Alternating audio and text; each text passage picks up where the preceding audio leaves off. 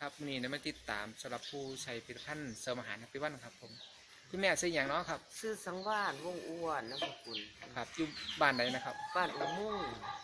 อำเภอละครับอำเภอเชียงราชจังหวัดอุบลครับคุณแม่สุขภาพเป็นอหย่างมากครับผมเป็นนั่นเบาหวาน เป็นมากี่ปีแล้วครับห่วย40 ปีเลย เป็นเบาหวานแพ้บ่ครับเป็นเบาหวานแผลนี่มากินอาหารเสริมนี่ของแฮปปี้วันนะครับผมเนาะคุณแม่กินกี่กล่องนะกิน2 กล่อง 2 กล่องแตะกอนเป็นแผลไปล้างแผลโรงพยาบาลบ่แกงมัน4 เดือนพุ่นจังได้มาพอนี่มาพอยาดีนี่ก็พอเสริมอาหารแฮปปี้เสริวันนะครับ มอาหารดีนี่แตะกอนคุณแม่นี่มีเกียรติสุขภาพแข็งแรงบ่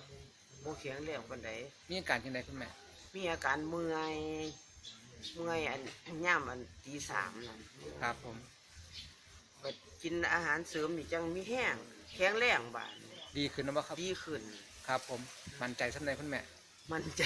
100%ว่าดีนะครับผมเนาะครับผมขอบคุณอะไรนะคุณแม่นะค่ะ